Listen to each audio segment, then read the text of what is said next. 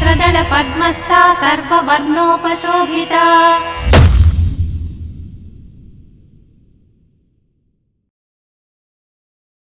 Padmaja web TV సబ్స్క్రైబర్స్కి ఆరోగ్యాభిలాషులందరికీ నమస్కారం అండి. నేను doctor Padmaja, gynaecologist, obstetrician and microbiologist. ఈరోజు ఇందాక మనం పీసీఓడి గురించి అంతా ఈ మధ్య డిస్కస్ చేసాం కదా. పీసీఓడికి సంబంధించి మనం చాలా చెప్పుకున్నాం. అవాంఛిత రోమాల గురించి, హిర్సుటిజం, తర్వాత విరిలైజేషన్, వీటి గురించి చెప్పుకున్నాం కదా.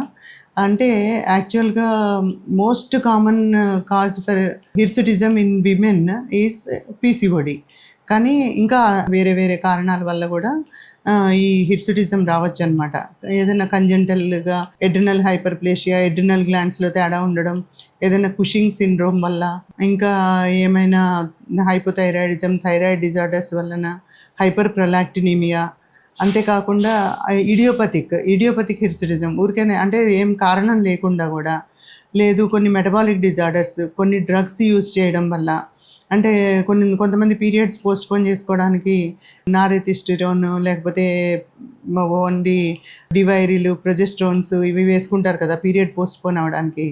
ఆ ట్యాబ్లెట్స్ వాడడం వల్ల, మినాక్సిడిల్, ఇంకా కొన్ని మెటబాలిక్ డిజార్డర్స్కి ఇచ్చే డ్రగ్స్ వల్ల కూడా ఇలా అవాంఛిత రోమాలు రావచ్చు అనమాట. మోస్ట్ కామన్ కాజ్ పీసీఓడి కానీ, కుషింగ్ సిండ్రోమ్ కానీ, ఎడ్రినల్ డిజార్డర్స్ కానీ. లేదు, ఒబిసిటీ ఎక్కువ ఉండడం వల్ల ఏమవుతుందంటే పెరిఫరల్ ఫ్యాట్లో ఈస్ట్రోజెన్స్ ఆండ్రోజెన్స్ కింద కన్వర్ట్ అయ్యి, ఈ ఆండ్రోజెన్స్ వల్ల కూడా కొన్ని సెన్సిటివ్ ఏరియాస్ ఉంటాయి. అంటే మగవాళ్ళకిలా కాకుండా ఆడవాళ్ళకి కొన్ని సెన్సిటివ్ ఏరియాస్ ఉంటాయి ఇలాంటి అవాంఛిత రోమాలు రావడానికి. అదేంటంటే అప్పర్ లిప్, గడ్డం మీద రావడం, లేకపోతే అప్పర్ ఆర్మ్స్, లోవర్ ఆర్మ్స్, లేదు మోకాళ్ళ మీద, మోచేతుల మీద, థైస్, లేదు చెస్ట్ మీద, chest in front of the chest కూడా వస్తాయి. లేదు abdomen, upper abdomen, lower abdomen. ఈ 9-10 సెన్సిటివ్ ఏరియాస్లో ఏంటంటే అవాంఛిత రోమాలు రావచ్చు అనమాట. ఇలా అవాంఛిత రోమాలు రావడానికి అసలు మనం అసెస్ చేయాలి అని అంటే, ఏదో కొంచెం కనిపించి ఎక్కువ పిగ్మెంటేషన్ లేకుండా కూడా హార్మోన్స్ వస్తాయి. అది మామూలుగా నూనూగుగా ఉంటాయి అన్నమాట.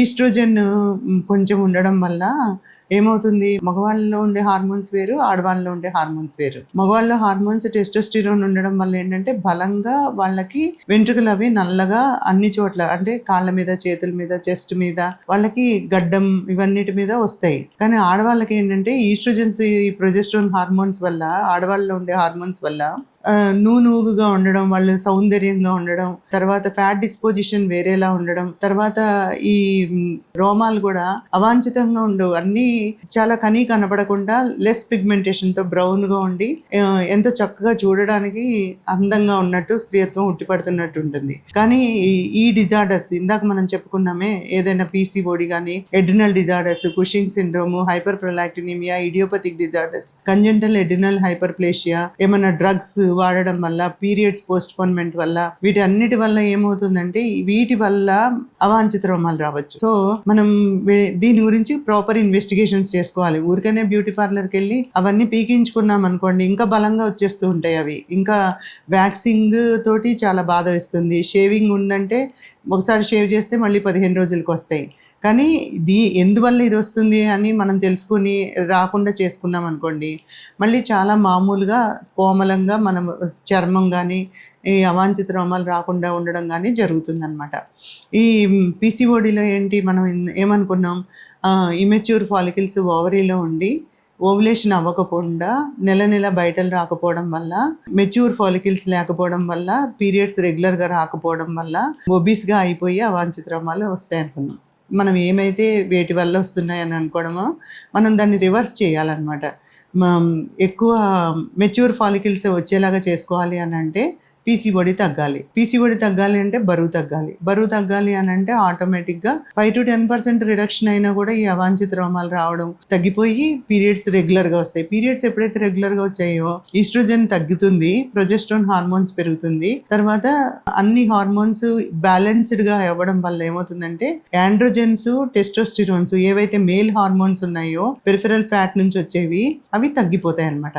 దానివల్ల అవాంఛిత రోమాలు తగ్గిపోతాయి. ఇక్కడ 3 ఉన్నాయి. Very very important thing. లివర్లో ఏమవుతుందంటే సెక్స్ హార్మోన్ బైండింగ్ గ్లోబులిన్ అని ఉంటుంది, SHBG.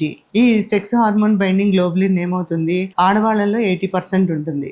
78% ఏమో మేల్లో ఉంటుంది. హిర్సుటిజం అంటే ఈ అవాంఛిత రోమాలు వచ్చే వాళ్ళల్లో ఏమవుతుందంటే అది 79% ఉంటుంది అనమాట.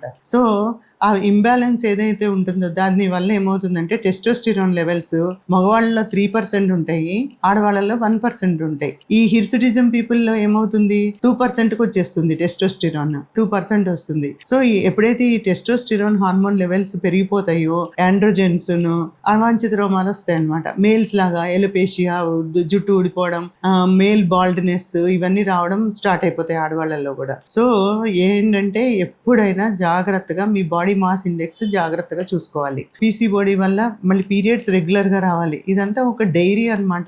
ఎప్పుడు వస్తున్నాయి పీరియడ్స్ రాసుకోవడం, లేట్ అవుతూ ఉంటే ఎందుకు లేట్ అవుతున్నాయని చూసుకోవడం, అల్ట్రాసౌండ్ చేయించుకుని ఏమన్నా పీసీఓడి అవి ఏమన్నా ఉన్నాయా జాగ్రత్తగా కరెక్ట్ చేసుకోవడం, రెగ్యులర్ గా సైకిల్స్ తెప్పించుకొని అవాంఛిత రోమాలు రాకుండా చూసుకోవడం. ఇవన్నీ చేసుకోకుండా ఏమవుతున్నారు, బ్యూటీ పార్లర్కి వెళ్ళి మంచిగా వ్యాక్సిన్ చేయించుకుని అవన్నీ పైన పూతలాగా పూసేసుకొని క్రీమ్ తీసేసుకుంటున్నారు అనమాట.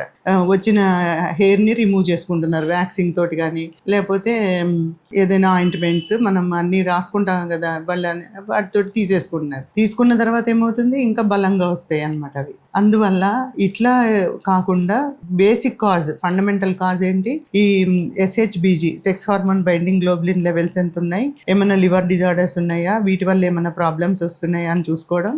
SHBG లెవెల్స్ చూసుకొని సర్క్యులేటింగ్ టెస్టోస్టిరోన్ లెవెల్స్ ఎంత ఉన్నాయి, ఆండ్రోజెన్ లెవెల్స్ ఎంత ఉన్నాయి, ఇవి నార్మల్ గా ఉంటే ఆటోమేటిక్ గా అసలు మనకి అవాంఛిత రోమాలు రావన్నమాట.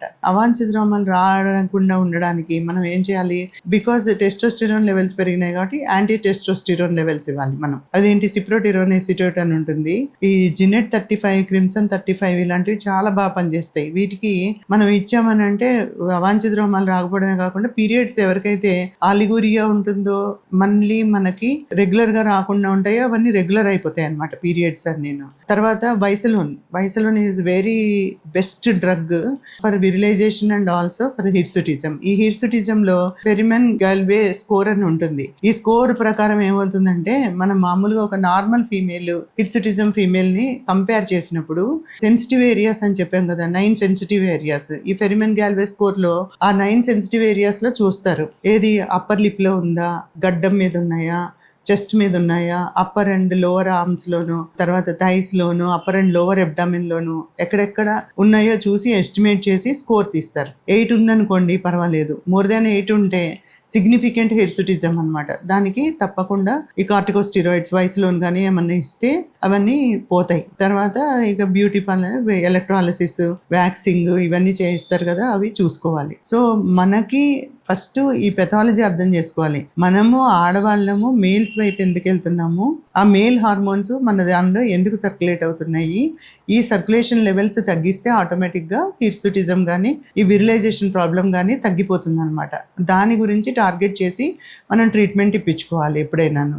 సో దానికి ప్రాపర్ ఇన్వెస్టిగేషన్ అవసరం దీనికి. ఎందుకంటే ఏదో పెళ్ళి అయినప్పుడు బ్రైడల్ మేకప్ అప్పుడే కాకుండా టీనేజ్ వచ్చినప్పుడే మీకు తెలిసిపోతుంది అన్నెసరిగా ఏక్నే ఒకటి మొటిమలు వస్తాయి కదా, ఆ ఏక్నేకి స్కిన్ టోను, తర్వాత ఎలోపేషియా అంటే ఒక్కొక్క చోట హెయిర్ ఊడిపోవడం, అలాంటివి ఇవన్నీ మేల్ హార్మోన్ సర్క్యులేషన్స్ వల్ల వస్తాయి. ఇవన్నీ తగ్గిస్తే ఆటోమేటిక్ గా హిర్సుటిజం కి ట్రీట్మెంట్ ఎగెనెస్ట్ సిప్రోటిరాన్ ఎసిటేట్ ఏదైనా డ్రగ్స్ వల్ల వస్తుంటే డ్రగ్స్ మానేసేయాలి. సపోజ్ కుషింగ్ సిండ్రోమ్ వల్ల ఏమన్నా కార్టికోస్టిరాయిడ్ లెవెల్స్ ఎక్కువ ఉంటే అవి తగ్గించుకునే ప్రయత్నం చేయాలి. హైపర్ ప్రొలాక్టినిమియా ఉందనుకోండి, దానికి తగ్గట్టు ఏదైనా బ్రోమోక్రిప్టిన్, బిలోంగెఫ్ ఇలాంటి టాబ్లెట్స్ తీసుకోవడం. పీసీఓడి ఉందంటే దాన్ని ఇమీడియట్ గా కరెక్ట్ చేసుకొని పీసీఓడి నుంచి రెగ్యులర్ పీరియడ్స్ వచ్చి వెయిట్ రిడక్షన్ తగ్గి, తర్వాత సపోజ్ ఏమన్నా రిప్రొడక్టివ్ ఏజ్ లో ఉంటే ఓవులేషన్ ఇండక్షన్ లోకి వెళ్ళి ప్రెగ్నెన్సీ వచ్చేలాగా చేసుకోవడం. అలాగే పీసీఓడి ఓల్డర్ ఉమెన్ లో ఉందనుకోండి, మళ్ళీ genital cancers, diabetes, sugar, cardiovascular problems